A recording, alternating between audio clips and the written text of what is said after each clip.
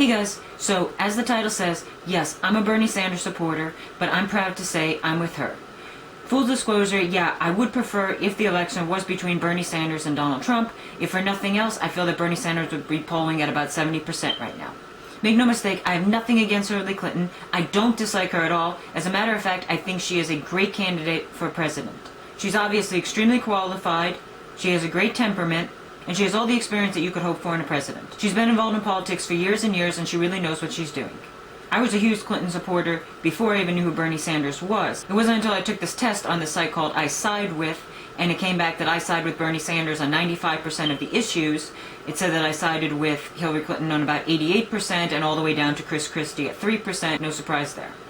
And then after that, I started to see a lot of Bernie Sanders on Instagram, and it was when he was the first presidential candidate to publicly endorse the legalization of marijuana. That was when I switched from Clinton to Bernie Sanders. Also, his feelings on the deplorable and disgusting situation that is the high cost of education in this country. Those are the things that made me switch from Clinton to Bernie Sanders. However, at this point, Hillary Clinton now fully endorses the legalization of marijuana. The Democratic Party voted on it, and now it is on their platform for full legalization. And, let's be honest, obviously Hillary Clinton doesn't want people graduating from college with tens of thousands or $100,000 plus in student debt. She doesn't want that. She truly cares about the American people and the youth of this country. Now, the reason why I decided to make this video was because I'm a little worried. I've been seeing some things on Twitter and Instagram and other social medias.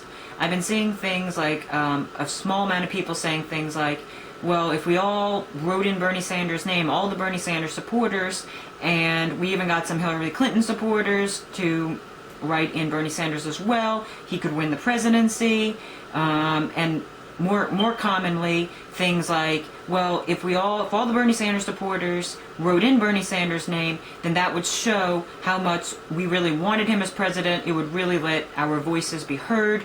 And also things like voting for a third-party candidate like Gary Johnson or Jill Stein, being exuberant because you're finding out that Jill Stein is on the ballot in another state, things like that. Seeing things like that has me a little worried. I understand where you're coming from, I really do. But there's something that you have to understand.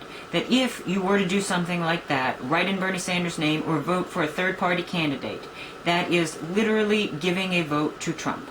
You may not physically be voting for him, but the math works out the same. Any vote that isn't for Hillary Clinton literally becomes a vote for Trump. If you take a vote away from her, that's the same as giving a vote and physically voting for him. Like I said, I understand where you're coming from, and yeah, if you did something like that, people would be talking about it. First off, there's no way that Bernie Sanders could win if people were to try to write in his name. That just won't happen, obviously. But if enough people did write in his name, and it became history-making that somebody has the largest number of write-in votes for them, yeah, people would be talking about that. They'd be talking about it on election night, they'd be talking about it the next day, and maybe even the day after that. And after that, I'm sure it'd wind up on Wikipedia and maybe a blip in a textbook 10 years later. And yeah, the same thing for if there was a record amount of votes cast for a third-party candidate.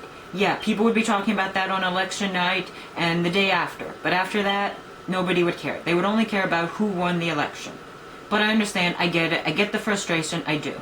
But you have to understand that this election is part of a bigger picture. It's not just voting for the president. This next president is going to appoint at least one, if not more, Supreme Court justices. The Supreme Court in the United States can really guide how the country progresses, whether we go in a more liberal or a more conservative direction. And while the president's terms are only for 4 years, or at most 8 years, the Supreme Court justices can sit on the bench for decades. It is extremely important that we get very liberal judges on the Supreme Court. The reason why we have gay marriage in this country is because of the Supreme Court ruling. Do you honestly think if the Supreme Court hadn't ruled in the way that it did, that states like Nebraska, Oklahoma, Mississippi, Texas would currently have gay marriage? They probably wouldn't be getting it for years, if not decades. I just heard that the Supreme Court is going to be hearing a case about a transgender boy's right to use the correct bathroom at his school. We need a ruling that is correct in this case. It can shape the way transgender protections and laws go in this country. I also feel that the full and complete countrywide legalization of marijuana will come down to a Supreme Court ruling, much like gay marriage, with many states having it and a few holding out. These issues are extremely important, and we have to look at the bigger picture. We have to understand that the next president will undoubtedly appoint one justice and possibly many others. If the next president appoints liberal judges, we can almost be guaranteed that our country will continue on a progressive route. So you have to understand how truly important and critical this election really is. It's bigger than just choosing between two people. You can even tell yourself that you're not so much voting for Hillary Clinton as you are voting for the new Supreme Court justices. And the truth is, as Oprah said, you don't have to like her, you don't. You don't have to watch her inauguration, you don't have to watch her State of the Union addresses, you don't have to invite her over for dinner, and if for some way she invites you over for dinner, you can just politely decline. So I just wanted you to think about these points and understand how truly monumental and life-changing this election is. I'm personally proud to help elect the first female president, and I'm proud to say I'm with her.